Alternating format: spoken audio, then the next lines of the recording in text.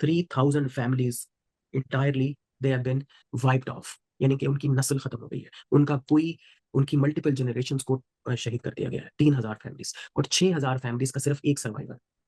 तो आप ये इमेजिन कर सकते हैं कि किस तरह लोगों को टारगेट किया जा रहा है, बच्चों को टारगेट किया जा रहा है। बच्चों का अगर मैं आपको नंबर बताऊं, 50,000 बच्चे या तो शहीद कर दिए गए हैं या उनको इंजर्ड कर दिया गया है। और अगर मैं आपको बताऊं, तकरीबन 650 classrooms of children have been martyred in Gaza. 650 बच्चों की 650 क्लासरूम्स जस्ट अराउंड फजर time they start bombing. So that's what the start of the day was. If Fajr time pe, we usually get bombs in the morning. Care to even talk about it? I have so many people around me who are absolutely quiet.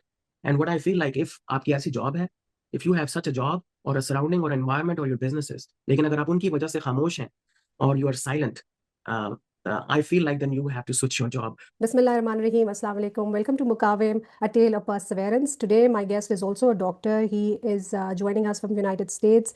He went to Gaza for 22 days as a volunteer of Palestinian American Medical Association. This mission was organized by WHO and United Nations Organization. He saw devastation, at first-hand devastation of healthcare crisis. He saw the destruction of Al-Aqsa Hospital, Al-Shifa Hospital, Al-Nasir Hospital.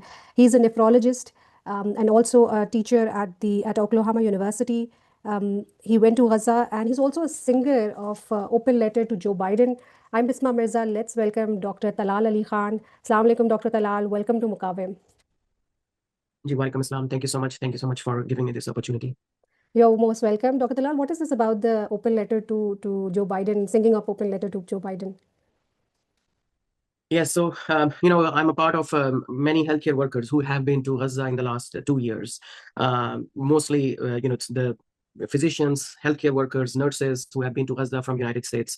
So some of our other colleagues who have been very active. So when Joe Biden was on, he was the president. So last year, one of my other colleagues who visited Gaza as a surgeon, he and alongside with many other physicians and healthcare workers came with this letter urging Joe Biden, the president of the United States at that time, to ask him to stop this crisis, this genocide immediately, and urge to get the humanitarian aid inside Gaza as soon as possible without any delay.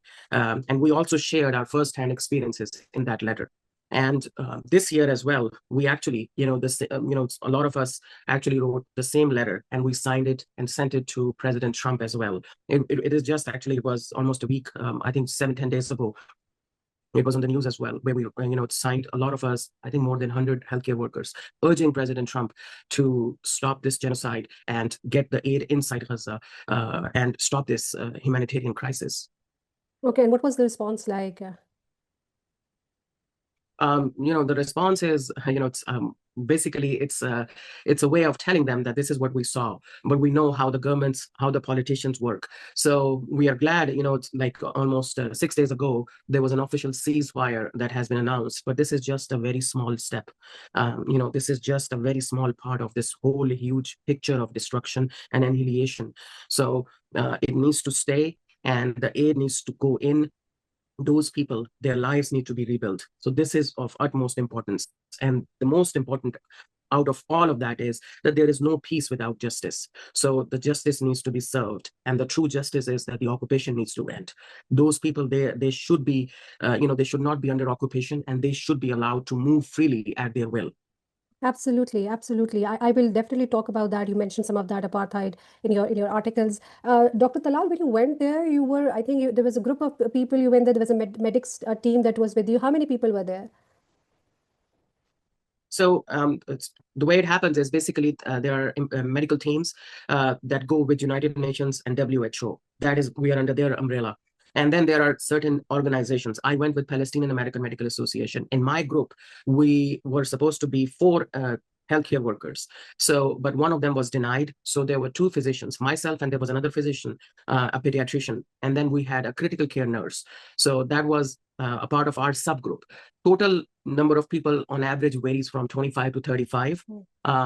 Almost half of them are the logistic people, from UN, UNICEF, World Food Program, and some of the other organizations. And almost, I would say 30% of those in the entire group the UN calls them emergency medical teams, which our healthcare workers are part of.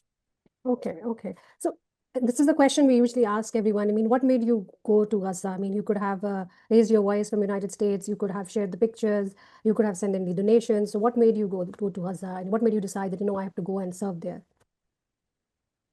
So, it goes back to, it's 2 years ago. And, like everybody else, I was also seeing that this live stream genocide, the live stream destruction, the live stream targeting of the children, women, civilians, hospitals, people's homes. And this live stream genocide every day, being a physician, it always, whenever I used to see those pictures and videos, I used to think, what can I do? And I realized throughout, through those weeks and months when they passed through those genocide, that Allah subhanahu wa ta'ala has given me skills, resources, knowledge, and capability. I have the option of going there in person when not a lot of people are allowed to do that. So when, that moment came in and to make my decision, it was in Ramadan. I had this thing in the back of my mind, but, I have not shared with this a lot of people, but I had a dream. It was in Ramadan that I saw a dream. And that dream was very, very straight and clear to me that I have to go. I have to make this decision. So after that dream, I made the decision. I tried, and Alhamdulillah, Allah subhanahu wa ta'ala gave me this opportunity. And I feel privileged that I had the opportunity to go there and serve those people. Alhamdulillah, definitely. That's a very, very, very direct calling. So when you embarked on this medical mission, what did you tell your family? What were you thinking when you started this mission? So this is I think out of everything, the most challenging part was convincing my family. They were still not convinced. My parents, they're in Pakistan, so telling them was very difficult, and convincing them. If I backtrack a little bit, so I was supposed to initially go in May of 2024. But then the Rafah border closed and it was taken over by the Israeli occupied forces. And then my mission was canceled. Then, I was supposed to go again in July.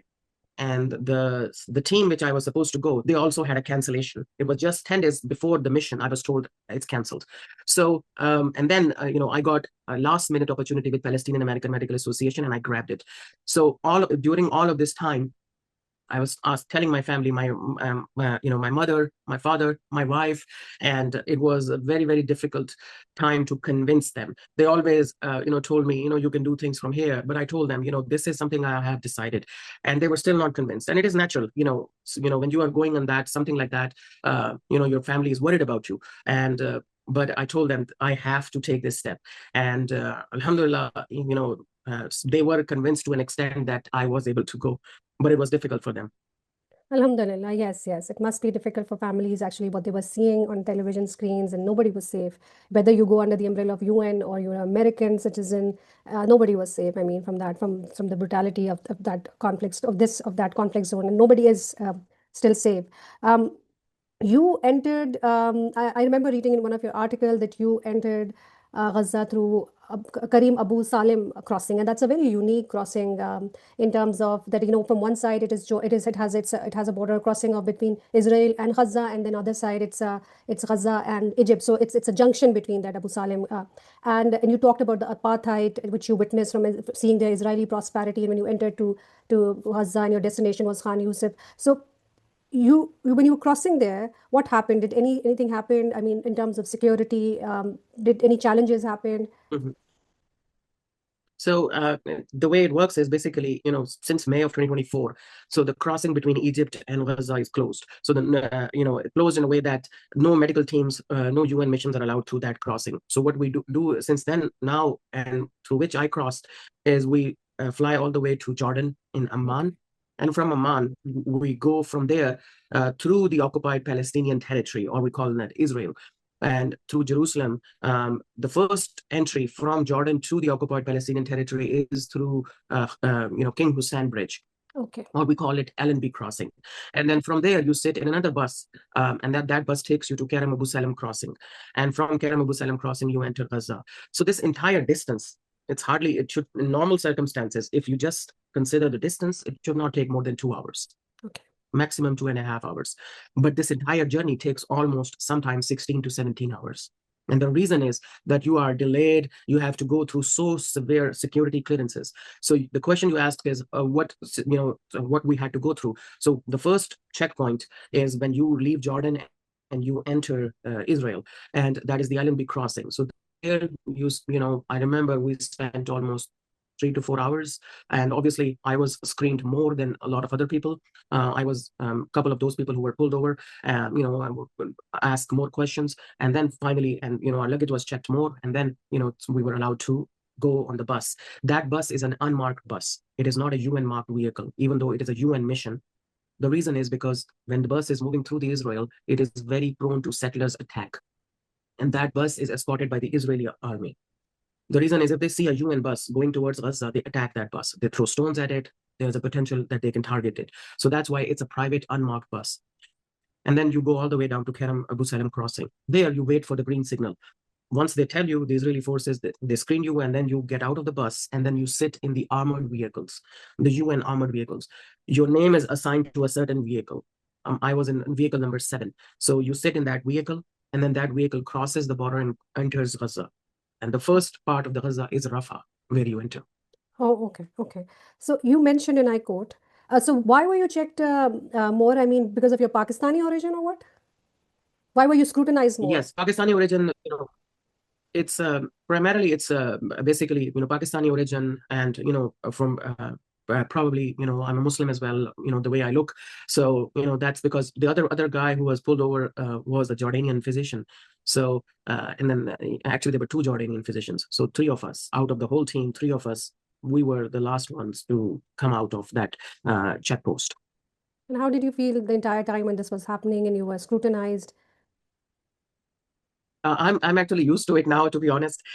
This is the reality of this world, that they go by how you look, or how your religion is, or where are you from, rather than how exactly you are. In spite of the fact that I had such a detailed clearance, I'm a physician. I've been trained and working in United States, and they have all my data, all my documents are submitted. Still, I have to go through this, and this is how the reality of this world is, that they go by how you look, and how what your religion is, and where are you from. That's a sad part that I mean, despite that we talk about that, this world, there's the dynamics that talk about, rising above identities and it should be merit, and then you are demerited like that. You wrote in one of your articles published in Al Jazeera, you mentioned that we entered this trip through the Karim Abu Salim crossing. We went from observing the prosperity, comfort and wealth from the Israeli side to recoiling the destruction, devastation, and misery of the Palestinian side. We basically saw what apartheid looks like. Could you please shed light on that? Would you like to, what did you see that made Yeah. you say that? Yes, it is something that I could have never ever imagined. In my life, as a physician, I have seen a lot of, a lot of destruction. Especially, when I was in Pakistan during the earthquake, I went there as a student, and I volunteered. So I saw the destruction during the earthquake, and I have seen. At that time, I thought I have seen the worst. But then when we cross from the Israeli side, where everything looks so neat, clean, developed, and when you cross the border, just a matter of few meters, what you see is utter destruction. There is hardly any building you see that is intact. Schools, hospitals, buildings, apartment buildings, mosques, even the churches, and even the graveyards, they have been bombed. And you see hardly any building that is intact. You do not see any civilian infrastructure intact. It's like a big concrete graveyard. I have never seen such an amount of rubble in my life. And to this day, when I see that rubble, it gives me flashback, because this is something I have never ever witnessed. I'm a physician. I'm used to seeing blood, human body parts. I'm used to seeing that. Yes, those are graphic, and yes, you feel bad. But the amount of rubble, because what it associates to families, children, women, civilians living in those houses and those buildings happily. And what you feel is that when they were bombed, what happened to those people? Under that millions of tons of rubble, what happened to those people? So this is the reality of this, it's this genocide. Yes, unfortunately, that reality. Doc, and I remember in one of your article, you mentioned that to this date, I cannot unsee that devastation, that landscape of that devastation. I would definitely talk about more about Yes, that. I cannot. Yeah, I'll definitely talk more about that.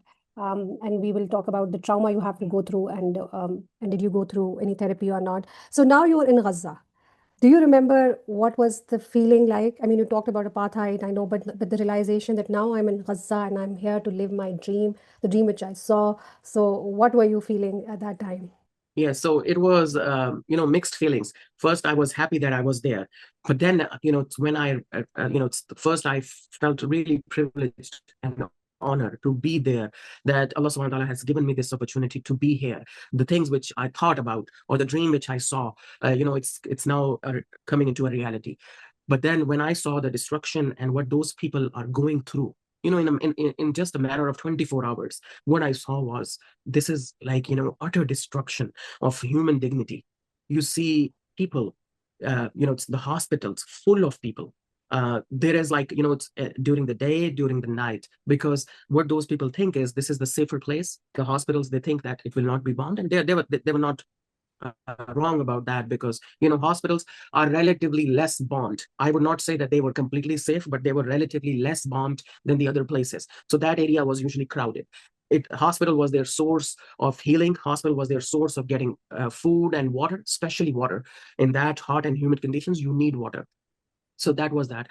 So seeing those people suffering was something that, and with your eyes, not just on the videos, it was something, you can call that, a life-changing thing, that it completely changed my perspective on life.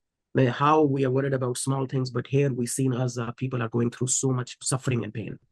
Dr. Talal, when you say, आपने अपने article में भी लिखा, अच्छा I forgot बीच में कि आप उर्दू भी बोल सकते हैं, सो आई जस्ट रियलाइज, तो जब आपने अपने आर्टिकल में लिखा कि Gazans, Palestinians are very determined and resilient people. आप resilience को कैसे बताएंगे जब एक जगह bombardment हो रही है, लोग मर रहे हैं और जी भी रहे हैं, जब resilience is a matter of life and death? How would you explain resilience? बहुत सारी एग्जांपल्स हैं. There are so many examples. मैं if I personally put myself in their shoes, मैं like one of my मेरी बेटी या मेरा बेटा अगर बीमार हो जाते हैं, तो मैं I feel like lost. I remember almost 2 years ago. Almost 2 years ago, मेरा छोटा बेटा है, तो he was almost 2 years old. He was admitted in the hospital for 1 week. That was the first time any of my kids were admitted in the hospital, and I felt so lost. I could not focus on anything, and I have 3 other kids. So दिन के time पे my wife used to be there in the hospital, and at night I used to be in the hospital with him. That way she can come back and she can take care of the other kids. तो वो और मुझे उस stress को I cannot even imagine कि मुझे वो stress दोबारा feel हो. I wish Allah subhanahu wa ta'ala doesn't give me that, because those 7 days were very difficult for us. So this is what, at that time I felt this is the worst I can feel. But then when I saw those people, I have seen mothers bring body parts of their children. I have seen fathers standing next to me, and there's a body bag. In that body bag, I have seen the whole family in one body bag, mother with her 3 children. And that was the body bag. And I have seen people coming to dialysis unit on wheelchair. They walked almost like 2 miles in that hot and humid environment, and just to get the dialysis. And who was bringing that wheelchair? Almost like probably 6 and 7-year-old kid. He's bringing his grandfather, because there was nobody else left. There was nobody else left in the family to drag him to dialysis unit. Everybody else, was killed, martyred. So, and then you see them, they are very, very particular about their prayers, their salah, their namaz. They are so particular. You see them whenever there's a time, they will stand up wherever they are, and they'll offer their prayers. And they still keep on moving, and they appreciate you. They thank you. And I felt like so small and embarrassed that why they are thanking me. They are going through so much pain and suffering, but they're still trying to live. They're still trying to move on. They're still thankful to Allah subhanahu wa ta'ala. And I remember one of the incidents. We were on the beach of Gaza the last evening. I was leaving, and the last evening we were there on the beach of Gaza, and I was on the beach. Have you ever seen somebody on a beach, a young man who has Quran in his hand, and he's reciting Quran? This is the first time in my life I have witnessed that on a beach, a young man having a Quran in his hand, and he was reciting Quran. He was a Hafiz, and he was remembering his lessons. And I made a video of him, and he was, reciting Quran. Nowhere in the world I have seen that this is the youth of Gaza. They are so much attached to the book of Allah. मैंने ICU में देखा, ICU में एक nurse, he was sitting, and rather than singing songs, he was reciting Quran. And I have seen this so many times. It's that they are connected to the book of Allah, and the reason that they are going through this test is definitely what I feel personally is because Allah subhanahu wa ta'ala loves them more, and when Allah subhanahu wa ta'ala loves them more, they give them this test. Subhanallah. Definitely, they are excelling in their test, and we have to worry about our test, what kind of a test we are put into. Doctor Talal, अब आप गज़ा के अंदर हैं। वो पहला दिन गज़ा का जब एज अ डॉक्टर आप अस्पताल जाते हैं, आप किस अस्पताल में सर्व कर रहे थे? Was it a makeshift hospital और व्हाट वाज इट लाइक? ये नसर हॉस्पिटल था खान यूनिस में, तो इनिशियली मैं वहाँ पे था। हम प्राइमरली जो हमारा बेस जो था वो नसर हॉस्पिटल खान यूनिस में था, तो मैं वहाँ पे, और हम रह भी वहीं रहे थे, तो it was a regular hospital. It's actually सबसे बड़ा फंक्शनिंग हॉस्पिटल है इस वक्त गज़ा के अंदर। ओके ओके, सो जब आप पहले आपका पहला दिन, आप can you take us back to that first day in Gaza as a doctor inside the hospital? क्या चीज़ आपको, उसकी खुशबू या उसकी उसकी क्या ऐसी मेमोरी है जो आज भी आपको याद है आज टिल डे, जब इतने इतने इतने महीने गुजर गए हैं? सो आई रिमेंबर कि हम रात को सोए, और क्योंकि बहुत लंबी जर्नी थी, यहाँ से फ्लाई करके गए पहले, 18-20 आवर्स की फ्लाइट थी, और फिर उसके अगले दिन सुबह सारा दिन का 16-18 आवर्स का सारा ट्रैवल था मजीद through multiple check post and all that. तो I remember in the morning जब मैं उठा, आई वोक अप, तो the first memory is, you remember कि जब आप उठते हैं सुबह फजर के लिए तो आप अपना अलार्म लगाते हैं। तो अगर मैं आपको बताऊं कि मेरा अलार्म क्या था, the alarm was actually a bomb that woke us up. पूरा हॉस्पिटल शेक हुआ, and I was suddenly woke up. तो हमारे साथ कुछ लोकल लोग थे उसी हॉस्पिटल में, तो दे वर स्माइलिंग। तो उन्होंने हमें मुझे कहा कि this is, it's okay, it is, यहाँ से ये थोड़ा दूर गिरा है, यहाँ पे करीब नहीं गिरा, तो इट्स फाइन, परेशान ना हो, डोंट वरी। तो then I asked them, and they said this happens every morning, just around Fajr time, they start bombing. So that's what the start of the day was. कि Fajr time पे we usually get bombs in the morning, and the whole hospital shakes. So naturally it was my first day, तो मैं थोड़ा सा anxious था. I was anxious, and then you pray, and then you sit and you talk to the local people, local healthcare workers, and then I went in because हमारी जो dialysis unit की पहली shift थी, it starts around 6:30-7 o'clock. तो मैं वहाँ पे चला गया, और जब मैं वहाँ पे गया तो as a nephrologist, तो dialysis unit में patients थे, so the first day they were so welcoming, they were so happy to see me. I wish I could have recorded that, लेकिन I could see the patients, I could see जो nurses, dialysis nurses थे सारे, they were so happy. They came around and they greeted, and they thanked, and as if I am their savior, और मैं यहाँ पे कुछ कुछ करने आया हूँ। लेकिन truly those are the people who are, especially the nurses who are working in that environment, without food, without shelter, in such hot weather.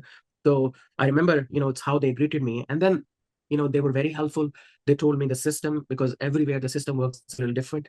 कि यहाँ पे दवाइयाँ कैसे मिलनी है, क्योंकि वहाँ पे दवाइयों का तरीका ये था कि you have to write, and then only the hospital pharmacy has those medications because everything else is destroyed. So we have very limited supply. And then, I went over and then I rounded on the patients, spoke to them, get to know those patients. Some of them were, they asked me, where are you from? तो when I told them from Pakistan, एक बड़ी originally from Pakistan, तो एक बड़ी अच्छी बात ये है कि काफी Palestinians हैं, they have studied in Pakistani universities. I met the dialysis technician who actually studied in Bahawalpur. I met another dialysis nurse who actually studied in Multan. So there were like so many who have been to Pakistan, so they know Pakistan. That's So great. it was very, heartening. Yeah, that's great. It's finding home outside home in a war zone actually. Yes, अच्छा yes. तो आप जब यहाँ पे limited supply है, anaesthesia भी शायद limited होगा, इलेक्ट्रिसिटी का मुझे नहीं पता, बट ऐसे इन्वायरमेंट में जहाँ पे बॉम्ब्स गिर रहे हैं, आपके पास लिमिटेड सप्लाईज हैं और पेशेंट्स भरे हुए हैं, किस तरह से what does a shift look like? ऐसे हॉस्पिटल की, ऐसे मेक शिफ्ट हॉस्पिटल की भी शिफ्ट कैसे होती है?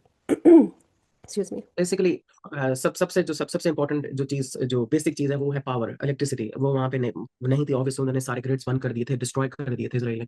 तो जो थोड़ी बहुत ही सपोर्ट थी वो थ्रू जनरेटर्स या सोलर पैनल्स के थ्रू होती थी, और वो भी लिमिटेड होती थी। तो क्योंकि डायलिसिस यूनिट क्रिटिकल एरिया है, तो क्योंकि डायलिसिस की machines and they take a power, तो वहां पर उनको डायलिसिस मशीन्स को इलेक्ट्रिसिटी वो प्रोवाइड करते थे। लेकिन उस डायलिसिस यूनिट में एक वक्त में ऑलमोस्ट 22-23 मशीन्स थी, तो एक शिफ्ट में 22-23 पेशेंट्स डायलाइज होते थे। तो लेकिन वहां पे कोई पंखा नहीं था, कोई फैन नहीं था, कोई एयर कंडीशनर नहीं था, इट वाज वेरी हॉट। और जो डायलिसिस मशीन्स हैं they used to make a lot of मतलब basically heat produce करती थी जब वो चल रही obviously, तो it was very hot. I have never sweated in my life. मैं इतना ज़्यादा मुझे sweat और इतनी ज़्यादा गर्मी मुझे किसी टाइम पे नहीं लगी, लेकिन अल्हम्दुलिल्लाह अल्लाह ताला ने वो टाइम गुजारा, क्योंकि I used to see those people. I used to see families, patients going through this every day, and they have been going through this every day. और फिर supplies were very very limited. We had very limited medications, and we used to ration whatever we can. और dialysis जो है basically एक life saving procedure है. You need for dialysis you need dialysis water.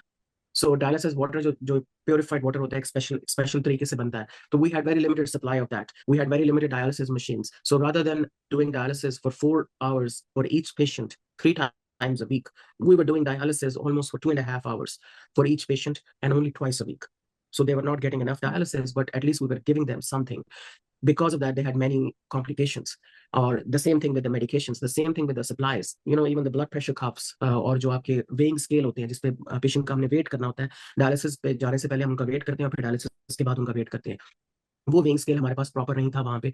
हमारे पास proper medications नहीं थी. हमारे पास proper supplies नहीं थी. जैसे अगर डायलिसिस के लिए उनको एक सर्टेन अमाउंट ऑफ गॉज और बैंडेजेस चाहिए, वो हमारे पास नहीं थी. हमारे पास एंटीबायोटिक्स नहीं थी. तो like they were not enough. तो I see. still just we were trying whatever we could. Alhamdulillah. आपने अपने एक आर्टिकल में बात की थी डॉक्टर तलाल कि बच्चे वहाँ पे गजा में 4 से 5 साल छोटे लगते थे अपनी उम्र से, और उनकी शायद they have stopped growing. This is the phrase you have used. Why did you say that? Because of the malnutrition? जी बिल्कुल. तो बच्चे जो है ना, this is the biggest tragedy. मेरे अपने बच्चे हैं, तो मैं जब बच्चों को ना, my father is a paediatrician in Pakistan. वो बच्चों के डॉक्टर है. तो मैं खुद इस फील्ड में इसलिए नहीं आया क्योंकि मुझसे बच्चों का जो गम है और बच्चों की जो तकलीफ है वो नहीं देखी जा सकती. आई कैन नॉट सी दैट. लेकिन इन गजा सबसे जो बड़ी ट्रेजेडी है वो बच्चे हैं, क्योंकि the way the kids are being forced, starvation, मैल जो इंटेंशनल ब्लॉकेड है, जिसकी वजह से इन बच्चों को वो फूड और न्यूट्रिशन नहीं मिल रही. आप इमेजिन करें, milk, fruits, vegetables, they are non existent in Gaza. Milk एक कमोडिटी है. जिस टाइम पे मैं वहां पे था, और अब तो और भी सिचुएशन खराब है. अब होपफुली इंशाल्लाह सीज़फायर के बाद कुछ चीजें ओपन होंगी, लेकिन इट वाज इवन सही. वर्स. तो they are not getting enough food and nutrition, and then because of that they have stopped growing intentionally. It's not because of a disease, किसी बीमारी की वजह से नहीं, लेकिन इस वजह से कि उनको intentionally starve किया जा रहा है. इसमें फूड को एज अ वेपन यूज किया जा रहा है.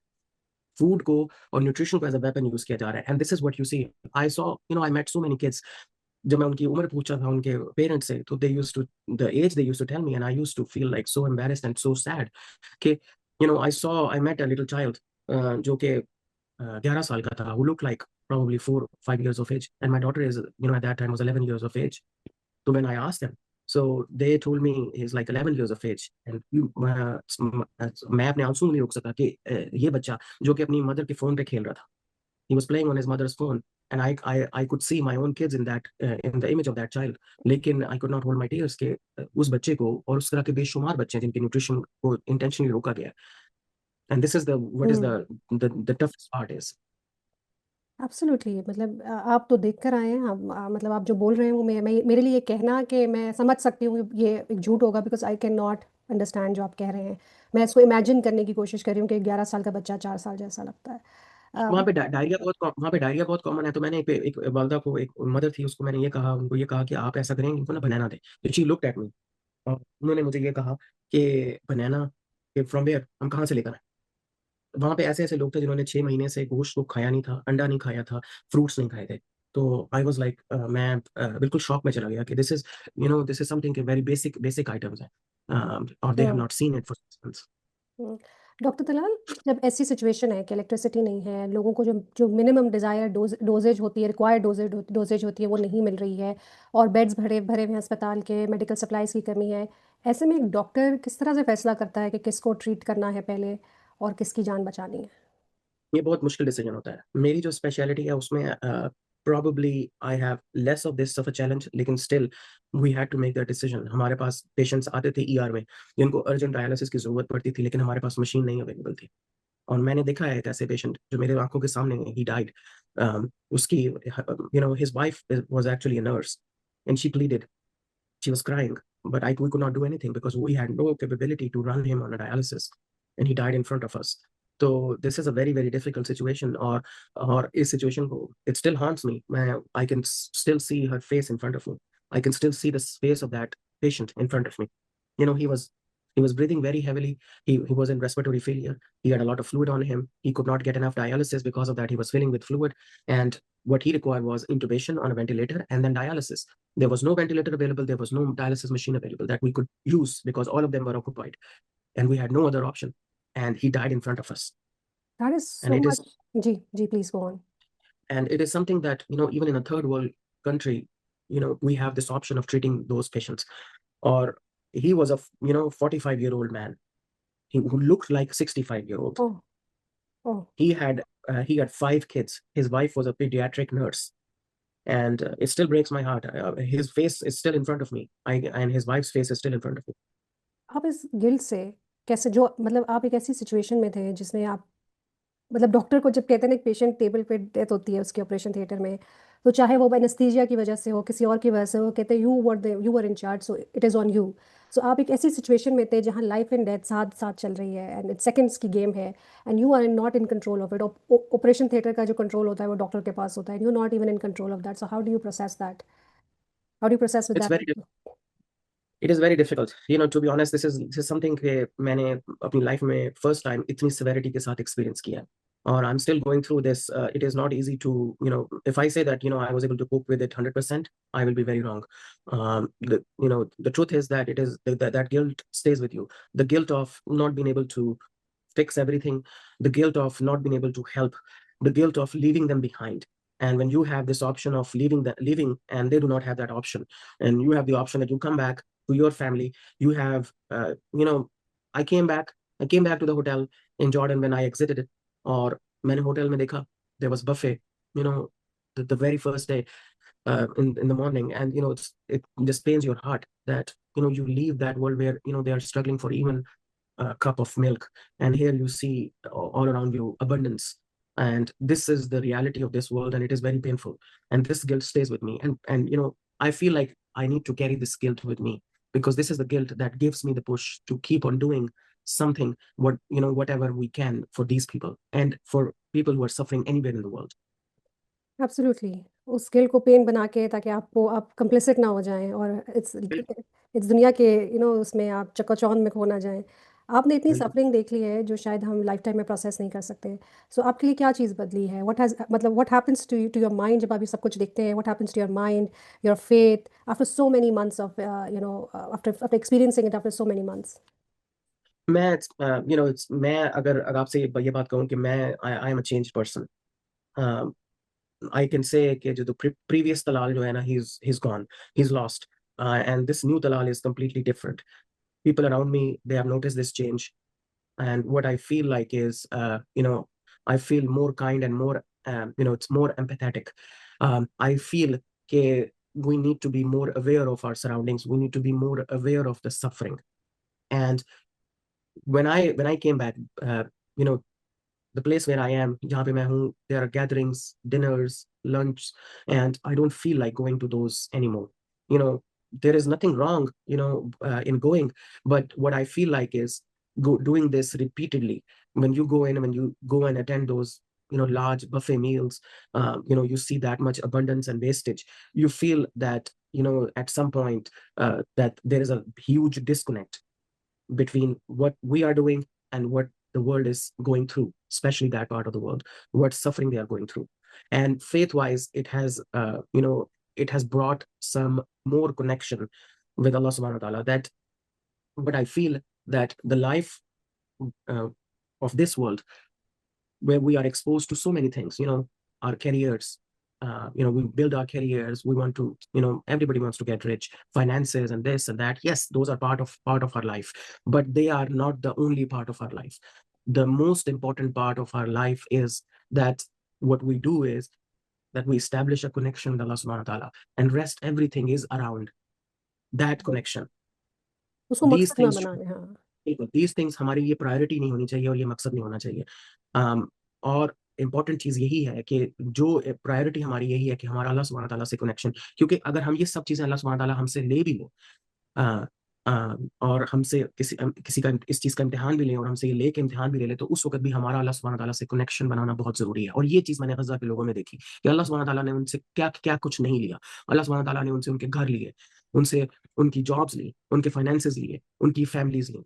ऐसे ऐसे लोग हैं जिनकी इंटायर फैमिली, मैं डॉक्टर से मिला जिनके 4 बच्चों को शहीद कर दिया गया, जिनकी जिनकी वाइफ को शहीद कर दिया गया।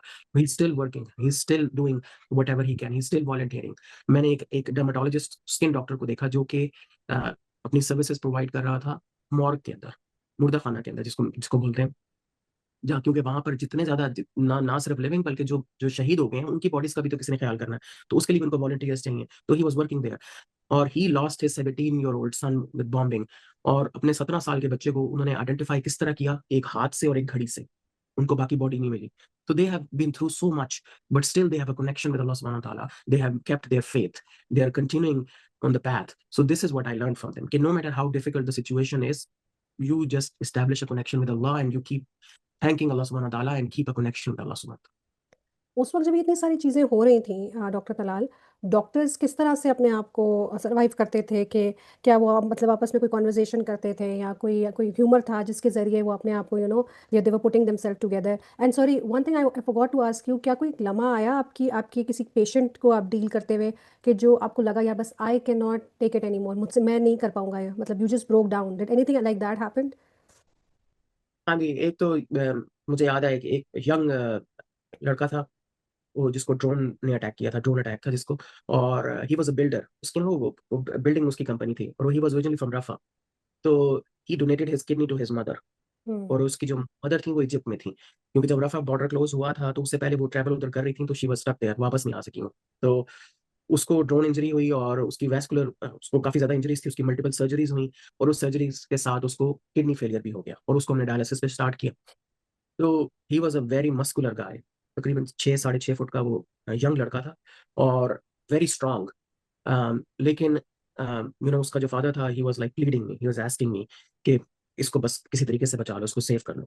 तो we tried, he had multiple surgeries, dialysis, और आई रिमेंबर वो कंफ्यूज था। जब आप होते हैं ना आईसीयू में और going through such severe illness, वो शॉक में थी उसकी बॉडी, और सर्जरीज हो रही थी, किडनी फेलियर में था, तो ही वाज कंफ्यूज्ड। लेकिन मैंने उसको एक चीज बस करते देखी, मैं उसको उसको उसको रिकॉग्नाइज नहीं कर सका कि वो क्या बोल रहा था, लेकिन he was just doing this. वो अशहदु अल्ला इलाहा इल्लल्लाह पढ़ रहा था, और वो इस तरह बोल रहा। तो बस मुझे उस चीज ने, आई फेल्ट के he is seeing things which we are not seeing, उसको जो चीजें नजर आ रही हैं। हम्म। और it was in the evening, I remember मैंने उसका डायलिसिस किया, हमने उसका डायलिसिस किया, लेकिन still he was very sick, he was in a shock, and they had done 2 surgeries, उसकी एम्पुटेशन उन्होंने की। अर्ली मॉर्निंग में, नेक्स्ट मॉर्निंग सुबह जब आईसीयू में आया तो मैंने देखा कि उसका बेड खाली था। हम्म। तो that is how they tell you कि हम्म। बेड खाली है तो that means that he passed away, और वो ही डाइड एज अ शहीद, I consider him as a शहीद। और you know I could not even say goodbye to his family, लेकिन अल्लाह सुब्हानहू व तआला ने मुझे एक चांस देना था। मैं वापस जा रहा था जिस दिन, अगले मॉर्निंग वाले दिन, अगले दिन मेरी वापसी थी गजा से। तो अपना बैग लेके मैं हॉस्पिटल, क्योंकि हम हॉस्पिटल में ही रह रहे थे, तो हॉस्पिटल से मैं निकल रहा था। तो मैंने देखा कि सामने उसके वालिद साहब बैठे हैं, he was sitting right in front of the operation theatre, the same place outside the operation theatre he was sitting. तो मैंने उनको देखा, तो ही सॉ मी और ही केम इन एंड ही हग्ड मी। और मैं कुछ कह नहीं सका उनको, मेरे पास कोई वर्ड्स नहीं थे कि मैं उनको क्या कहूँ, कि I am sorry, could not save your boy. So he came in and he thanked me and he just said alhamdulillah, hmm. and he, और उन्होंने यही कहा कि ये मेरा जो बेटा है, he's a shaheed, and I gave it for Allah subhanahu wa ta'ala, and he thanked Allah subhanahu wa ta'ala. After thanking Allah subhanahu wa ta'ala, he thanked me, and I could not hold my tears, because ये इंसान जिसका बच्चा अभी शहीद हुआ है, और I could not save him, and he's still thankful to Allah subhanahu wa ta'ala. और आपको मैं बताऊं कि वो उधर क्यों बैठे हुए थे। The reason he was sitting because his other son was in the operation theater. He was also struggling with सुभान his Allah. life, and I don't know if he survived or not, but he was in the OR, getting the surgery. So this is what the reality is, that there hmm. are times when you feel you know you cannot do anything, but then these people surprise you with their faith and with their resilience. They are still thankful to Allah subhanahu wa ta'ala. I consider myself कि अगर मैं उनकी जगह पर होता तो I would have lost my mind, मैं पागल हो जाता। हम्म। uh, it's very difficult to to keep yourself steady in this situation. तो फिर कैसे स्टडी रखा आपने आपने और डिफरेंट डॉक्टर्स जो काम कर जी, रहे थे? तो उसमें ये होता था कि हम लोग सारे मिलके शाम को बैठते थे और बात करते थे और एक दूसरे से कि उसने क्या देखा और we used to go out. Normally हमारा ना मिशंस में आपको बाहर जाने की इजाजत नहीं होती क्योंकि सेफ्टी के कंसर्न्स होते हैं और every moment you have to tell the UN. तो यूएन कम्युनिकेट करती है विद इजरायली फोर्सेस कि ये हमारे इंटरनेशनल डॉक्टर्स हैं, इस जगह पर हैं, so that they don't bomb that area. लेकिन मेरे साथ एक जॉर्डेनियन डॉक्टर थे, that was his fourth trip hmm. माशाल्लाह से। सो ही वाज वो he actually did his medical school, उन्होंने पेशावर से अपना मेडिकल स्कूल किया था। एंड देन That's- उन्होंने पेशावर से मेडिकल स्कूल किया था, तो ही न्यू अबाउट पाकिस्तान और ही लिव्ड पाकिस्तान में। वो 5-6 साल रहे थे और फिर वहां से वो यूएस आए, उन्होंने यूएस से ट्रेनिंग की और फिर वो जॉर्डन वापस चले गए और वो प्रैक्टिस करते जॉर्डन में। तो सो मेरा उनके और वो मेरी टीम में भी थे, तो और वो सीनियर थे मुझसे, तो he was very nice to gel with him. तो हम लोग शाम को, so he knew a lot of people, तो हम शाम को बाहर निकल जाते थे और हम जाके लोकल लोगों से मिलते थे, लोकल बच्चों से मिलते थे, उनके साथ बात करते थे और खेलते थे। वो मैं तो शलवार कमीज ही पहनता था, तो they used to recognize me के सम पीपल के I am from Pakistan from that shalwar kameez. तो आई रिमेंबर हम बाहर जाया करते थे, हम टेंट्स में जाया करते थे, हमें टेंट्स में लोग बुला लेते थे अपने टेंट्स के अंदर और हमें खाना देते थे। और वी यूज्ड टू फील, हम इतने एम्बेरेस्ड फील होते थे कि इन लोगों के पास कुछ भी नहीं है। वो टेंट्स ऐसे थे कि उन टेंट्स में वो चारों तरफ से कवर भी नहीं होते थे, लेकिन स्टिल मुझे याद है अभी भी, एक टेंट में हम गए तो उन्होंने मेरे लिए एक आम मंगवाया। गजा में आम जो है, मैंगोज बहुत अच्छे होते हैं, पाकिस्तान जैसे ऑलमोस्ट मीठे, बहुत मीठे मैंगोज होते हैं और वो बहुत पसंद करते हैं उसको। उनको ये पता चला कि मैं पाकिस्तान से हूँ, तो उन्होंने एक स्पेशल मेरे लिए एक आम मंगवाया जो कि बहुत एक्सपेंसिव है उनके लिए, और वहां पे उस सिचुएशन में जमा करना, लेकर आना। तो दे ब्रॉट दैट मैंगो। फिर वहां पर हमारे उन्होंने जो बंदे घर में उसमें टेंट में जो बना सके उनकी खवातीन, उन्होंने हमें वो खाने के लिए दिया। इसी तरह एक और टेंट में उन्होंने हमें बुलाया और वो करते थे, उन्होंने हमें खाने के लिए चीजें दी। तो वी फेल्ट सो स्मॉल कि in spite of so much pain and suffering, they are still considering us as our guest. कितने ये मेहमान नवाज लोग हैं कि वो थैंकफुल है कि हम उनके पास आए और वो हमारे साथ हमें वो इस तरह मेहमान नवाजी कर रहे हैं। तो that was like a very very heart warming thing, और that just kept us going, कि just keep on going and we used to go out and visit this people. अल्हम्दुलिल्लाह, सुभान अल्लाह एक्चुअली कहना चाहिए कि स्पिरिट के ऊपर हमने अपने प्रीवियस स्पीकर से बार बार पूछा कि फ़ेथ बताएं क्या था उनके फ़ेथ में। हाफ़िज़ तो हमारे यहाँ भी होते हैं, एंड ऐसा नहीं है कि सिर्फ हम हाफ़िज़ ही होते हैं, हमारे यहाँ लोग तफसीर भी पढ़ते हैं, बहुत लिखा गया। तो ऐसा क्या है उनके फ़ेथ में? और फिर यही बातें उन्होंने कहा, मैं पिन पॉइंट नहीं कर सकता बट लेकिन मैं ये बता सकता, बस उन्होंने इंसिडेंट्स ही बताए। आपने बताया कि अल नसर में वो आपको चाय देते थे और आप एम्बेरस होते थे उनकी हॉस्पिटैलिटी से, और ये सारी चीज़ें आपने उनकी बताई। आप वापस जब आए तो फिर आपने आपने बताया आपकी में चेंजेस आए, तो आपकी फैमिली ने वो चेंजेस कैसे डील किए, और आपने कोई थेरेपी ली या नहीं ली? थेरेपी तो मैंने कोई भी नहीं ली, सच्ची जो बात है, थेरेपी नहीं ली। लेकिन आई एम जस्ट, मैं खुद उसको लर्न कर रहा हूँ और अंडरस्टैंड करने की कोशिश कर रहा हूँ, और it is a big change. मेरी फैमिली के लिए भी काफी बड़ी चेंज है और still we are coping up with it. My family, मेरे दोनों जो छोटे बेटे हैं, वो मुझे हमेशा यही कहते हैं कि बाबा, हमने जब आपने दोबारा जाना है तो I have to go with you. वो दोनों, खासतौर पर जो मेरा जो मोहम्मद, मेरा जो बेटा है जो अब 4 साल का है, ही इज लाइक, वो बहुत ज्यादा मुझे कहता है। और मैं अगर आपको ये बताऊं कि मैं उसके बाद 3 दफा कोशिश कर चुका हूँ जाने की, in hmm. spite of a lot of resistance from my family। मेरी वाइफ और मेरे parents, obviously they are worried and they're scared। तो वो नहीं ज्यादा देना चाहते। लेकिन ये है कि मैंने I just tried, I tried my luck। मैंने कोशिश की कि मैं जाऊं, लेकिन मेरे 3 दफा डिनाइल्स हुए, और वही हम्म। उसी तरह ही लास्ट मिनट डिनाइल्स। मैं यहाँ से अमान गया और अमान में शाम को मुझे पता चला या रात को पता चला कि सुबह उन्होंने मुझे डिनाई कर दिया, मुझे नहीं जाने दिया। एंड आई फील इट्स अल्हम्दुलिल्लाह, this is Allah's will। This is how Allah सुब्हानहू व तआला has written it for me। लेकिन to cope up with all of that, the hmm. best coping strategy for me is to just keep on going, just hmm. keep on trying to be the voice of those people. Because the biggest injustice after witnessing all of that, the biggest injustice to those people is just to remain silent. What I have seen, I can be their voice. I cannot represent them completely because they are, again, at a certain level which I cannot be. Hmm. Lekin at least I can tell people. So this is what I did to cope up with. I have been to so many places. I've been to masajids, I've been to fundraisers, I've been to marches, I have been to protests, I have been to universities, I've given lectures to bring awareness, to tell the people, okay, what I have witnessed, what those people are, those are not monsters, those are human beings that are being treated like this.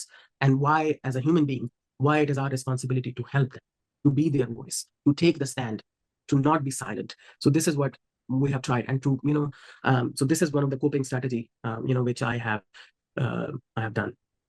Great. कोई और daily habit जो आपने practice की? आपने तो ये सब कुछ लाइव देख लिया, एक रियलिटी आप विटनेस करके आए हैं, हम अपने स्क्रीन्स पे देखते हैं। And I have seen lot of scholars talking about survivors guilt, and they talk about कि we are not made to process such information, right? तो इवन हम जैसे लोगों के लिए जो स्क्रीन पे देखते हैं, हमारे लिए सर्वाइवल बहुत मुश्किल होता है। और ये सच्ची मैं आपसे बात कर रही हूँ कि every day you see those thing and you just don't know what to do with it.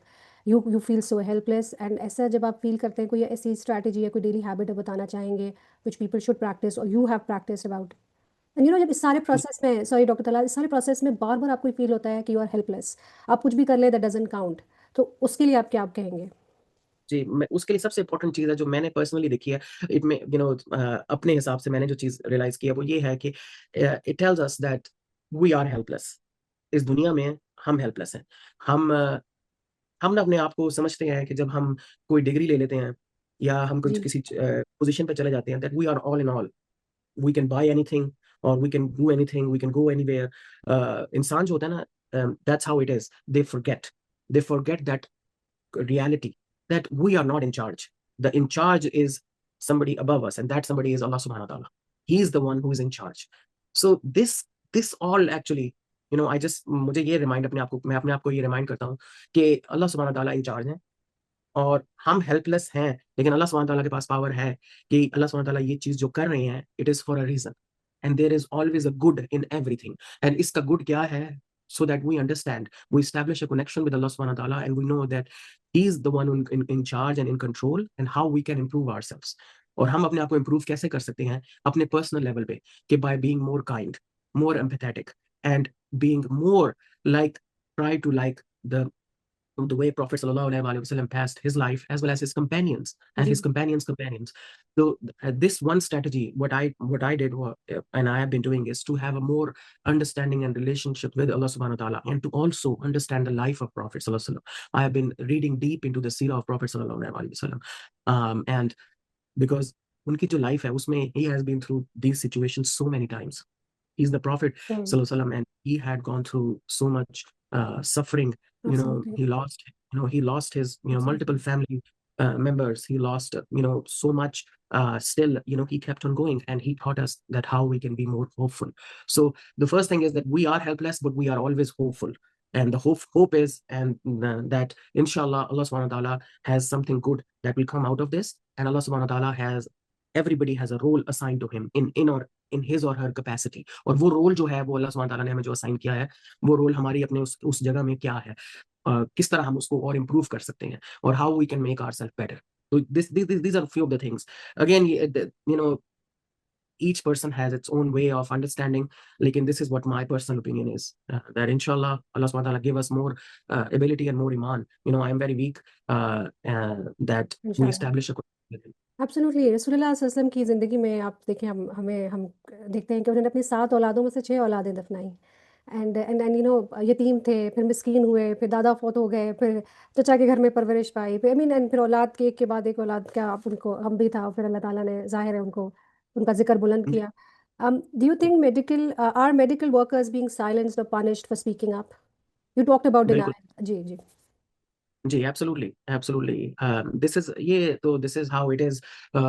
Especially if I consider some of the Western countries, including US, यहाँ पर people are scared to even talk about it. I have so many people around me who are absolutely quiet. And what I feel like, if आपकी ऐसी job है, if you have such a job or a surrounding or environment or your businesses, लेकिन अगर आप उनकी वजह से खामोश हैं or you are silent, I feel like then you have to switch your job. You have to switch that, because that means that you are not doing what you are supposed to do. सबसे important चीज ये है कि देखें, अल्लाह सुब्हानहू व तआला ने, how the things are like any tragedy, ये ट्रेजेडी भी खत्म हो जाएगी इंशाल्लाह इंशाल्लाह। टाइम, इंशाल्लाह, और ये टाइम भी मूव हो जाएगा, और जिन लोगों के साथ जुल्म हुआ है वो भी आहिस्ता आहिस्ता हील हो जाएंगे इंशाल्लाह. लेकिन आज से 10 सालों बाद, 20 सालों बाद, 40 सालों बाद लोग ये सवाल पूछेंगे कि जब ये कुछ हो रहा था तो आप उस वक़्त थे, तो आपने उस वक़्त क्या किया? हमारी अपनी कमिंग जनरेशन हमसे ये सवाल पूछेंगे कि जब ये हो रहा था तो उस वक़्त आपने क्या किया? आप उसी तरह ही बैठे, आपने मंडे टू फ्राइडे काम किया, वीकेंड पे आपने ऑफ ले लिया और एंटरटेनमेंट में वो चल पड़ा. तो दिस इज़ द क्वेश्चन, हमारे लिए ये सवाल है, और ये सवाल कोई और हमारे लिए आंसर नहीं कर सकता. हमें अपनी कैपेसिटी का पता है, और हमें अपनी रिसोर्सेज़ का पता है, अपनी स्किल्स का पता है, और अपनी एबिलिटी का पता है, और ये सवाल हर बंदे ने अपने लिए खुद आंसर करना है कि एब्सोल्युटली। वो क्या करेगा, कि उसने क्या किया जब ये सब कुछ हो रहा था. तो आई बिलीव कि इस टाइम पे साइलेंस जो है, it it's a is sine. Actually it's a crime. It's being complicit in this genocide. Or especially considering medical professionals, जो कि healthcare workers हैं, जो कि they know the gravity of the situation, they should not be silent. Yes, there are different ways and mechanisms, लेकिन people are scared. I have known a few people who have been threatened by their employment, some people who have been fired from their jobs, some people have to go through some other difficulties. Yes, those are part of it. Yes, but being silent, completely silent because of some unknown fears, that doesn't make sense. तो इसलिए ये बहुत जरूरी है कि हम अपनी आवाज उठाएं जितनी अपनी कैपेबिलिटी में कर सकते हैं, क्योंकि मैं पर्सनली ये फील करता हूँ कि इस जेनोसाइड के अंदर दोज पीपल जी जो कि एक्टिवली सपोर्ट इसको कर रहे हैं, शेमलेसली और एक्टिवली सपोर्ट कर रहे हैं, they are not only the one who are responsible for this. People who are responsible for this are also those who are completely quiet, who are acting as if they do not care. So those are also equally responsible. Doctor Talal, क्योंकि आपने बात की action लेने की, अपनी capacity में action लेने की, हर बंदा गजा नहीं जा सकता, पाकिस्तानी समझा ही नहीं सकते अनटिल अनलेस फ्रीडम फ्लोटिला या हमारे पास पाकिस्तानी नेशनलिटीज़ हो या समूथ फ्लोटिला हो, सॉरी अदर मुल्कों की नेशनलिटीज़ हो. तो बाइकॉट का बताइए कि बाइकॉट के ऊपर ज़रा आपने देखा है क्या इम्पैक्ट आया है. सेकेंडली, किन चैरिटीज़ में देना चाहिए, किन ऑर्गेनाइजेशन की रसाई ऑन ग्राउंड फ़लस्तीन के अंदर है, उसका अगर आप ब्रीफली बता सकें. जी, तो सबसे इम्पोर्टेंट चीज ये है कि जो ऑक्यूपेशन है ना, जो जो जालिम है, वो जो है वो ये चाहते हैं कि वो हमें कंप्लीटली हमारी होप को खत्म कर दें, और वो ये कहेंगे कुछ भी काम नहीं होगा, आप कुछ कर नहीं सकते. हालांकि ऐसी बात नहीं है. सबसे इंपॉर्टेंट चीज ये है कि एवरीथिंग मैटर्स. सबसे जो इंपॉर्टेंट चीज है कि हर कोई उधर जा नहीं सकता. मैं आपको अगर अपनी एग्जांपल दूं, मैंने 3 दफा ट्राई किया, मैं दोबारा नहीं जा सका. तो दैट मीन्स के आई हैव ट्राइड बट मैं दोबारा नहीं जा सका. तो आपके पास और क्या ऑप्शंस हैं? आपने बॉयकॉट का बताया, जो कि बीडीएस जो कैंपेन्स हैं, they do matter. This is so we start with a symbolic way. ये एक symbolic way है, लेकिन eventually it actually has a financial impact on them as well. आप देख लें कि दुनिया जहान में कोल्ड ड्रिंक्स की इतनी सारी और दूसरी ब्रांड्स आ गई हैं. The reason is the campaign has been so strong. The same thing with the coffee drinkers, some of the bigger chains, जो फास्ट फूड की चेन्स हैं, उनके साथ यही हुआ है. तो the thing is, this is आप जिस तरह एक स्टूडेंट होता है, वो पूरा साल हर सेमेस्टर में अपनी डिफरेंट रिपोर्ट्स को तैयार रखता है कि जैसे मेरे इस सब्जेक्ट में मैंने ये काम किया, मैंने इस सब्जेक्ट में ये काम किया, और फिर एंड में उसकी सारी असेसमेंट्स कंपाइल होती हैं. तो ये भी, these are part of our assessments. Allah सुब्हान ताला के सामने हम अपनी असेसमेंट्स बना रहे हैं कि या अल्लाह, मैंने सिर्फ और सिर्फ इसलिए इन चीज़ों से बॉयकॉट किया क्योंकि ये चीज़ें इनडायरेक्टली या directly they were funding that genocide. तो yes, those boycott campaigns matter. तो आपका बॉयकॉट, आपकी आवाज, आपकी पोस्ट, आपकी वट एवर कैपेसिटी, आपकी एजुकेशन, आप किसी को एजुकेट कर रहे हैं इसके बारे में, आप कहीं सोशल मीडिया पे लिख रहे हैं आपकी स्टोरीज, और इवन आप पॉलिटिशियंस के साथ जो मिल रहे हैं और आप उनको बताते हैं कि they need to take a stand, all of this matters a lot. तो ये दिस इज व्हाट जो ऑक्युपायर्स हैं वो आपको, हमें ये इस चीज में होपलेसनेस क्रिएट करना चाहते हैं कि ये they don't matter. Yes, they matter. ठीक है. Or I personally feel maybe इस वजह से I have been a little active. मैं still I'm not that active, but I'm a little active, and that's why some of my articles they did not like, and that's why they did not allow me to enter again. Yes. So that may be one of the reason. और जहाँ तक organizations की जो on ground है, तो काफी organizations हैं. Some of the organizations, जैसे जिस organization के थ्रू मैं गया था, Palestinian American Medical Association, जो कि basically health care related organization है, जो कि पिछले 10 साल से ज्यादा काम कर रही है, और ज्यादा they are made by those physicians जो कि वहीं के ही लोग हैं, वेस्ट बैंक के या गजा के लोग हैं, जो इधर आए हैं और इधर ट्रेन हुए हैं, और now they want to give back. और वो पिछले 10 साल से काम कर रहे हैं, और they are on ground presence, they are providing life saving care. उनके मेडिकल मिशन होते हैं. अभी मैं उनके साथ टेलीनेफ्रोलॉजी प्रोजेक्ट में काम कर रहा हूँ. टेलीनेफ्रोलॉजी में हम लोग यहाँ से बैठ के वो पेशेंट्स को देखते हैं, उनको ट्रीट करते हैं, whatever capacity we have, और उसमें उनको करते हैं, और हम उसको मजीद एक्सपेंड कर रहे हैं. और इस तरह का टेलीडर्मेटोलॉजी प्रोजेक्ट है. तो they are actually working on the ground. तो पैलेस्टीनियन अमेरिकन मेडिकल एसोसिएशन एक ऑर्गेनाइजेशन है. फिर यूएस के अंदर और ऑर्गेनाइजेशन है, हेरोइक हार्ट्स है. जैसे हेरोइक हार्ट्स जो है, they are working on the ground. इनके किचन हैं, इनके मेडिकल मिशन हैं, जो कि एवरी 3 to 4 वीक्स जाते हैं, जो कि लाइफ सेविंग केयर प्रोवाइड करते हैं. फिर इनकी क्लिनिक्स हैं जो कि लोकल क्लिनिक्स उन्होंने बनाई हुई हैं. फिर ह्यूमैनिटी ऑक्सीलियम एक और ऑर्गेनाइजेशन है. फिर एक बुकरा फाउंडेशन के नाम से एक ऑर्गेनाइजेशन है. और पाकिस्तान से अल खिदमत है जो ऑर्गेनाइजेशन है, उन्होंने पार्टनर किया हुआ है. Because again if you have only a Pakistani passport, तो आपको वो जाने की इजाजत नहीं देते. But what they do is they partner with the local organisations.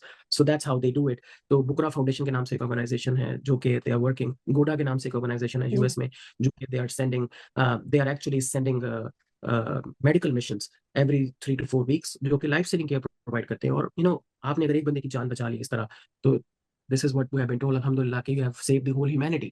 तो पीपल कैन हेल्प इंशाल्लाह. Doctor Dalal, we just on the close, but आपने, क्योंकि आपका आर्टिकल बहुत डिटेल में बता रहा था कि जो हेल्थ सिस्टम फेलियर हुआ है गज़ा के अंदर इंटेंशनली फेलियर हुआ है, उसके बारे में ऐसा क्या है जो लोगों को नहीं पता अभी तक। सेकेंडली हमने देखा रेड क्रॉस के ऊपर सवालिया निशान आ रहा है लेटेस्ट वीडियोस के ऊपर, आपने देखा होगा। सो ये इसलिए इस अगर आप इससे बात करें, वो एड वर्कर्स हैं, वो गज़न और ख़ास फ़लस्तीनी औरतों को सेक्शुअल फेवर्स के ऊपर ये रिपोर्टेडली आ रही हैं। So I don't know how much to trust that, but how much do you know about that? जो सबसे पहली बात है कि जो हेल्थ केयर डिस्ट्रक्शन है वो तो अनबिलीवेबल है। दुनिया में हर जगह पे हॉस्पिटल्स होते हैं वो प्रोटेक्टेड होते हैं। आपको हॉस्पिटल्स को बॉम्ब नहीं करते, उनको अटैक नहीं करते। लेकिन मैंने हॉस्पिटल्स को बॉम्ब्ड हॉस्पिटल्स को देखा है, तो उनको जलाया गया है, उनको बॉम्ब भी किया गया, उनको जलाया जलाया भी गया है। मैं 3 हॉस्पिटल्स को मैंने विजिट किया, अल-अक्सा हॉस्पिटल, अल-नसर हॉस्पिटल और अल-शिफा हॉस्पिटल। अल-शिफा हॉस्पिटल इज़ लाइक सबसे बड़ा हॉस्पिटल पूरे गज़ा का। उस हॉस्पिटल को ऐसे डिस्ट्रॉय किया गया जैसे कि वो इट्स लाइक किसी पुराने ज़माने के रूइन्स हैं वो कोई आज से सदियों साल पुराने। और वहाँ का जो डायलिसिस यूनिट है उसको जला दिया गया। उसको बॉम्ब नहीं किया गया, उसको अंदर जाके जलाया गया और उसमें उसकी वॉल के ऊपर वो मैसेज लिख के गए। अपनी हिब्रूज़ लैंग्वेज में वो मैसेज है जो कि मेरे पास, अगर आप मैंने आपसे वो शेयर की थी वीडियो जो यूएन के पेज पर है। उसके अंदर वो वीडियो में वो जो रेड कलर से मैसेज लिखा हुआ है कि उन्होंने उसको एज़ अ गिफ्ट प्रेज़ेंट किया कि this is a gift.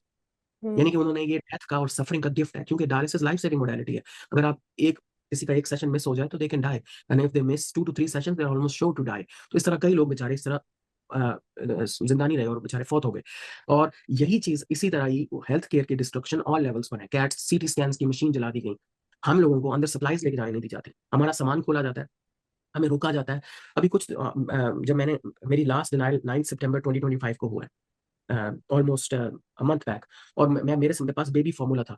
Formula किस तरह से डुअल यूज आइटम है, फार्मूला फीड किस तरह, फार्मूला बच्चों का फार्मूला किस तरह एज अ वेपन यूज हो सकता है। It is like the biggest weapon which is जो कि Israel is scared of, which is very strange कि किस तरह ये आप मना कर सकते हैं। किसी का किस इस तरह का दिल किस तरह का हो सकता है कि वो इस तरह की कोई हरकत करे। लेकिन ये यही सिचुएशन है वहां पर कि फार्मूला फीड को रोका जाता है, बच्चों के फार्मूले को रोका जाता है। और जहां तक ये हरासमेंट की बात है तो मैंने आई have heard about it.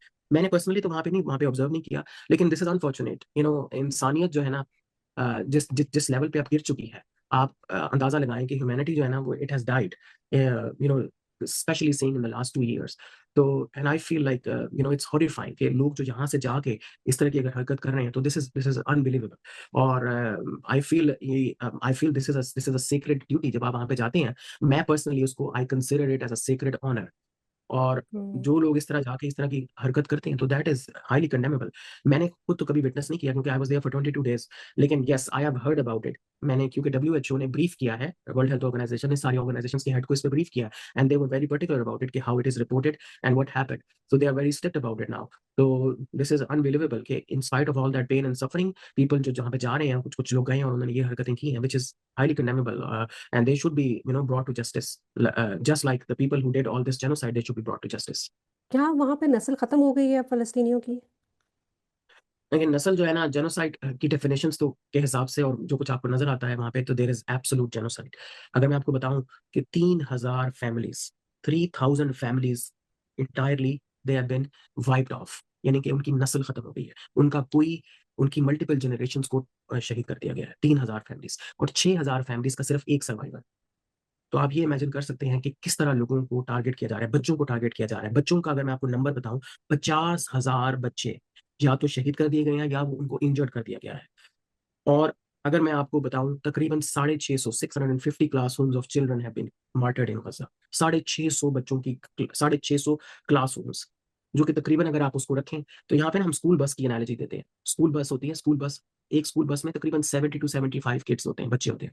250 school buses बच्चों से भरी हुई, इसराइल ने उनको मर्डर किया, मतलब शहीद किया। आप ये सोचें कि 250 स्कूल बसेस। तो this is the level of atrocities and annihilation जो कि उन्होंने किया। लेकिन ये कौम जो है very resilient, they come back.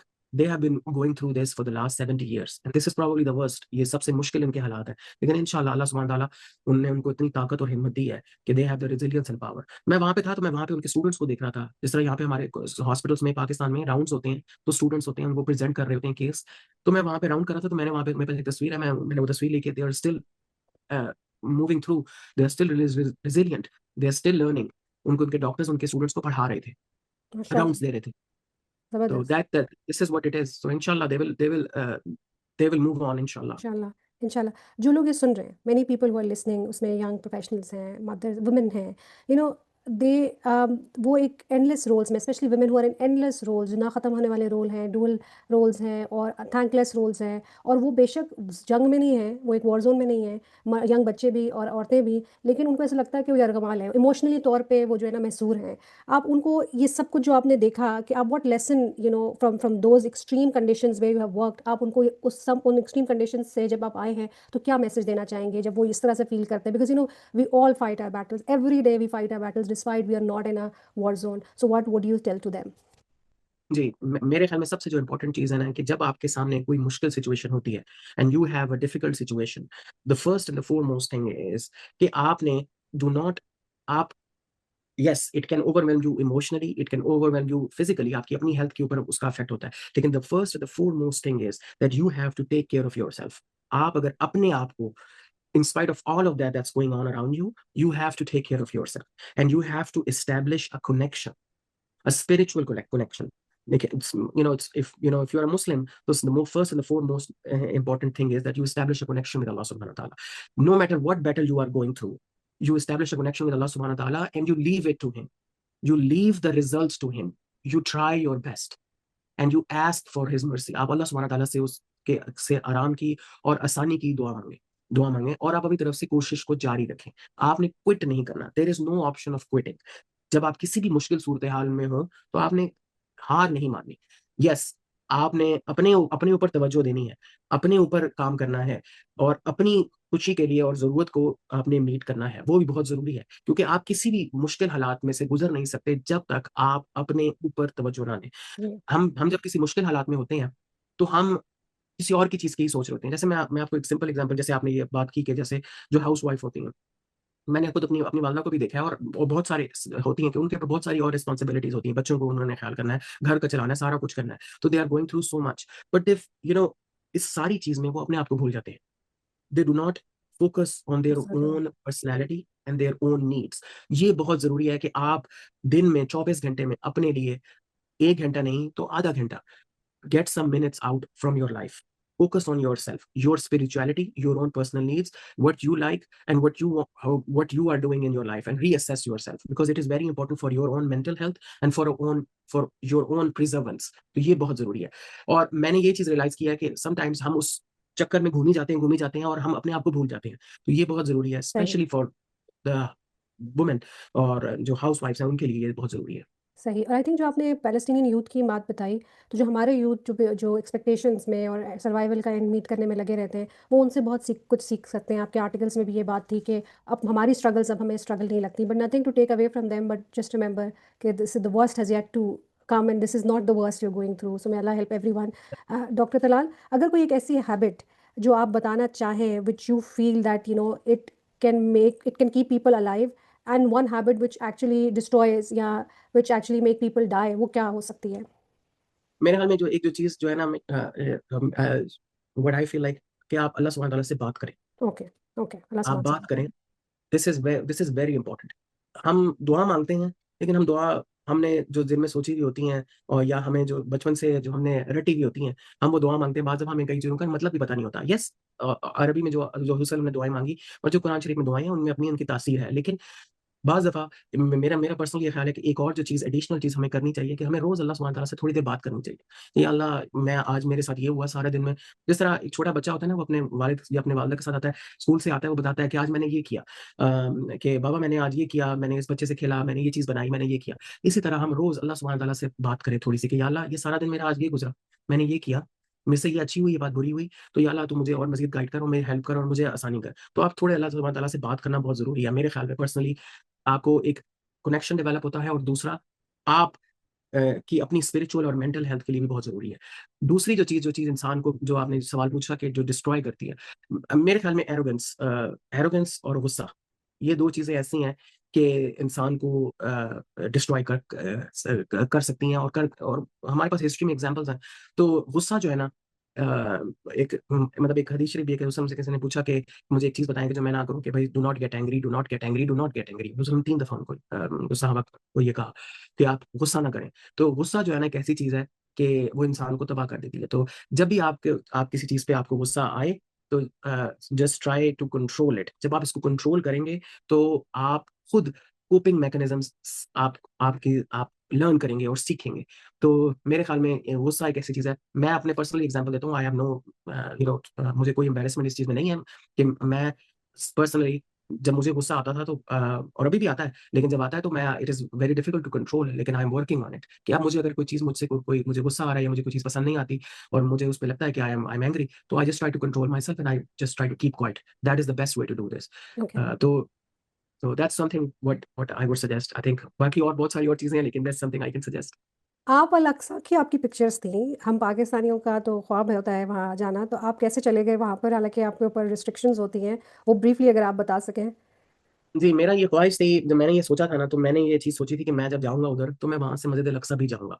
मेरी ये ख्वाहिश थी बहुत ज़्यादा, और मेरी ख्वाहिश थी कि मैं वहाँ से मस्जिद अक्सा जाऊँ और मस्जिद अक्सा से मैं एहराम पहनूँ और मैं वहाँ से जाके उम्रा करूँ। ये एक ऐसी जर्नी थी कि जो मैंने ड्रीम की थी।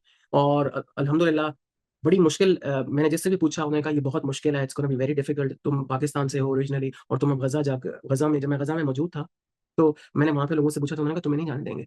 क्योंकि होता ये है कि आप यूएन के मिशन पर होते हैं, तो आपने वापस एग्जिट करना होता है, वापस जॉर्डन, और फिर दोबारा जाना होता है। बीच में आप मस्जिद अक्सा से 15 मिनट दूर गुजरते हैं, आप जेरूसलम से ही गुजरते हैं बस आपकी, लेकिन आपको अलाउड नहीं होता कि आप उतर सकें और जा सकें उधर।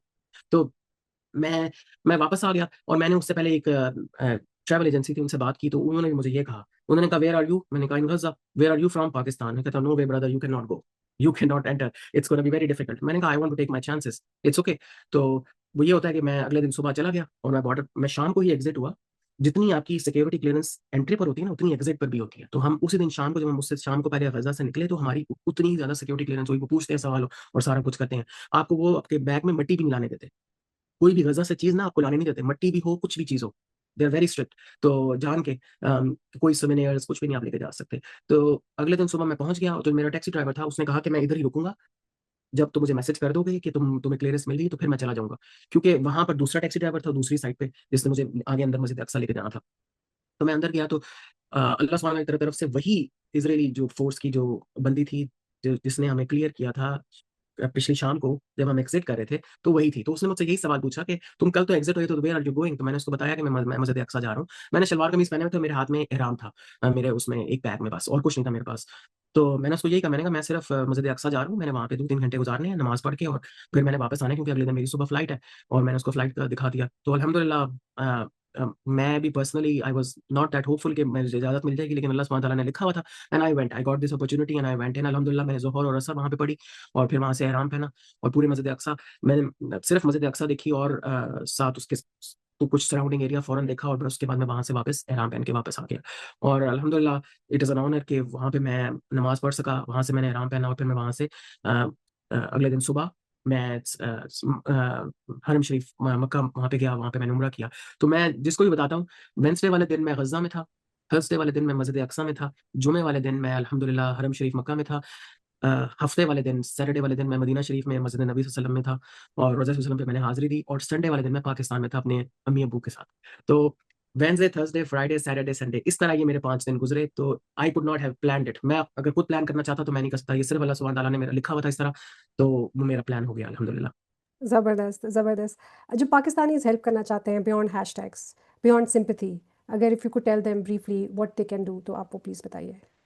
मेरे ख्याल में सबसे इम्पोर्टेंट ये है कि जो आपकी अब जो सीज़ फायर जिसको कह रहे हैं कि सीज़ फायर हो गया है अल्हम्दुलिल्लाह, तो अब वहाँ पर उनको रीबिल्डिंग की बहुत ज़रूरत है। तो रीबिल्डिंग में सबसे इम्पोर्टेंट स्टेप है कि उनको चीज़ें ज़रूरत है।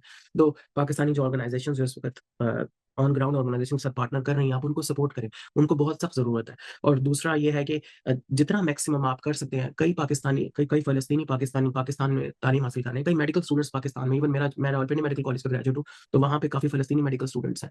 तो कई ऑर्गेनाइजेशंस हैं, उनके साथ आप पार्टनर कर सकते हैं, आप उनको सपोर्ट करें, क्योंकि वो भी वहीं से ही आए हैं, तो दे नीड सपोर्ट, उनकी फैमिलीज़ को सपोर्ट की जी। ज़रूरत है। तो आप मतलब एक जैसे एक एग्जांपल आती है, मैं हमेशा वही एग्जांपल मेरे ज़हन में आती है कि हिजरत के टाइम पे हुज़ूर सल्लल्लाहु अलैहि वसल्लम ने एक मुहाजिर और एक अंसार को, एक-एक फैमिलीज़ को इकट्ठा किया था। तो गज़ा में कितने 2 मिलियन लोग हैं, हम पाकिस्तान में करोड़ों लोग हैं। तो दो या 3 पाकिस्तानी फैमिलीज़ एक फैमिली को अगर टेक ओवर कर ले, तो it can all be taken care of इंशाल्लाह। तो जी, दिस इज़ जी। What the true humanity is. तो इंशाल्लाह they can partner with organisation जो कि पाकिस्तान में on ground through proper channels काम कर रही हैं, उनके साथ उनको सपोर्ट करें, उनको हेल्प करें। अल खिदमत एक ऐसी ऑर्गेनाइजेशन है जो कि they have been working tirelessly, और इस तरह कुछ और ऑर्गेनाइजेशंस हैं जो कि काम कर रही है। जी ठीक है, बिल्कुल ठीक है। आपकी तस्वीर थी एक सहाफ़ी के साथ जिनको शहीद कर दिया गया साले की। थोड़ा-सा अगर आप उनके लिए कुछ कहना चाहें साले के लिए। आई डोंट नो मैं साले उनका नाम भी सही ले रही हूँ कि नहीं ले रही। जी, साले जी, मुझे याद है मैं मस्जिद उसमें सॉरी अलेक्सा हॉस्पिटल में मैं गया था, तो वहाँ पे मेरी उससे मुलाकात हुई और उसको इंग्लिश नहीं आती थी, मुझे कंप्लीट अरबिक नहीं आती थी, लेकिन मेरी उससे मुलाकात हुई और माशाल्लाह अल्लाह सुब्हानहू तआला ने ना उसको अल्लाह सुब्हानहू तआला उस पे अपना रहम करें और उसको जन्नतुल फिरदौस में जगह दें। उसको अल्लाह सुब्हानहू तआला ने बहुत अच्छी आवाज़ दी थी, कुरान की रिसाइटेशन उसकी बहुत अच्छी थी और वो हमने वहाँ पे उसकी सुनी और ही वाज़ वेरी पोलाइट और विदाउट इवन सेइंग एनीथिंग उसने जो है ना ही वाज़ वेरी थैंकफुल और ही वाज़ सो एप्रिशिएटिव और मैंने उसको बल्कि बहुत ज़्यादा मैंने जो मेरे साथ जो इंडियन डॉक्टर थे मैंने उनको यही कहा कि मैंने कहा कि it's like he you know I hope he knows कि इसकी वीडियोज़ को देख के कई लोगों के दिल बदले जो ये रिपोर्टिंग करता है और जिस करेज के साथ और बहादुरी के साथ और उसको टारगेट किया गया और इसी तरह जर्नलिस्ट जो गज़ा के अंदर जो कि लोगों को सच की तरफ दिखाते हैं क्योंकि उनको यही तो डर है कि जब लोग देखते हैं वो तो उनके दिल बदल जाते हैं। ऐसी चीज़ें कि जिससे दिल बदल जाते हैं और उसकी आवाज़ उसको देख के वो 27 साल का लड़का जो कि हाफ़िज़ कुरान था, जिसने जिस करेज के साथ मतलब वो चलता फिरता कुरान शरीफ था, अल्लाह ताला की किताब जो जिसमें वो जो नाज़िल हुई, वो उसके दिल में थी और वो ही प्रैक्टिसेस दैट। मैंने उसको मतलब प्रैक्टिस करते हुए देखा और आप सब लोगों ने भी उसको उसकी वीडियोज़ में देखा कि जिस करेज के साथ वो ये करता है, रिपोर्टिंग करता है। तो आई फील वेरी सैड वो जिस दिन मुझे ये बात पता चली तो मेरा दिल बहुत दुखा और आई वाज़ डाउन। मैं अभी तक आई फील लाइक मेरी आँखों के सामने उसका गुज़रता है और उसकी वो वीडियोज़ देखी, अब उसकी जो वीडियो देखी कि जब उसको कब्र में उतार रहे थे, तो इट हर्ट्स मतलब आपको obviously you are emotionally you feel bad लेकिन अल्हम्दुलिल्लाह he is in a better place Allah सुब्हानहू तआला ने उसे अल्हम्दुलिल्लाह। जो शहादत का दर्जा दिया है, वो तो लोग अल्लाह से माँगते हैं। तो अल्लाह सुब्हानहू तआला उसके ख़ानदान के लिए, उसके वालिद साहब के लिए जो कितनी मुश्किल अज़ियत से गुज़रे हैं उनके लिए आसानी करे और उसके दोस्तों के, आमीन, उसके ख़ानदान आमीन, आमीन। तब उसके भाई को बल्कि उन्होंने अगले दिन उसी दिन कुछ घंटों बाद रिलीज़ किया एज़ अ हॉस्टेज। इज़राइल ने उसके भाई को रिलीज़ किया और वो अपने भाई से मिल नहीं सका। अल्लाह उनको जन्नत में मिलाए और बिना हिसाब के इंशाअल्लाह। दाखिल करे। आपसे मेरे कुछ 6 मज़ीद सवाल है जिसके वन वर्ड आंसर्स हैं। जब आपने एक इज़राइली फ़ोर्सेस को देखा तो इज़राइली सिपाही को देखा आपके क्या तासुर थे? इनह्यूमन इन्हें कोई दे आर लाइक इनह्यूमन। एक मेमोरी जो आप नहीं भूल पाए या पाएँगे? मेमोरी में वो एक बच्ची है जो हमें बाहर मिली थी, जब बॉम्बिंग हो रही थी, इवैक्यूएशन थी, तो एक मुझे वो बच्ची की तस्वीर है, वो मुझे नहीं मेरे ज़हन से नहीं निकलती, कूड़े के उसमें बैठी हुई थी और बिल्कुल वो स्केयर्ड थी, बिल्कुल उसकी आँखों पे वो था, तो वो मैं कभी नहीं भूलूँगा। वो बच्ची मुझे कभी नहीं भूल सकती, क्योंकि उस बच्ची में मुझे अपनी बच्ची नज़र आई थी, तो आई कुड नॉट फील कि मैं उसको भूल एक साउंड या एक स्मेल जो आपको बिल्कुल वहाँ वापस गज़ा वापस ले जाती है? अ, जो एक तो जो साउंड है वो तो यही जो बॉम्ब्स की जो साउंड है और ड्रोन्स की खास तौर पे ड्रोन्स जो कांस्टेंट हमिंग नॉइज़ है ना ये वाली आवाज़ है, ये आप 24 घंटे सुनते हैं वहाँ पे क्योंकि वो आपके सर के ऊपर वो ड्रोन्स उड़ रहे होते हैं। और दूसरा जो स्मेल है, स्मेल मुझे ना वहाँ की कॉफ़ी की स्मेल, वहाँ के लोग कॉफ़ी एक खास तरह की कॉफ़ी होती है जो बहुत पीते हैं, वो स्मेल मुझे ना कॉफ़ी की कोई भी स्मेल आती है ना तो मुझे वो उसी हॉस्पिटल के उस कोने में लेके जाती है जहाँ पे वो बनाया करते थे। सही। The hardest goodbye? The hardest goodbye I remember यही इसी जो मैं जिसके वालिद साहब की बात कर रहा था, जो कि 24-25 साल का यंग लड़का था और it was difficult to say goodbye to him and tell him that I am leaving. जब उसने मुझे देखा तो it was very difficult to tell him कि मैं जा रहा हूँ और ऑब्वियसली उसने आके जिस तरह मुझे हग किया और शुक्रिया अदा किया, so it was difficult to say goodbye to him. एक जुमला जो आप अपने यंगर सेल्फ को कहेंगे before being deployed in Gaza? एक जुमला मैं पर्सनली अगर अपने आप को कहूँ तो okay, be more okay. Kind. क्या गज़ा ने दुनिया को बदला? क्या फ़लस्तीन के कॉज़ ने दुनिया को बदल दिया है? बिल्कुल, बिल्कुल, एब्सोल्युटली बनती है। Absolutely. Thank you so much doctor Talal. ये एपिसोड हमारी ख़त्म को पहुंची। मैं बिस्मा मिर्ज़ा इजाज़त चाहती हूँ आपसे। मुकाविम में एक और एपिसोड के लिए। Thank you so much.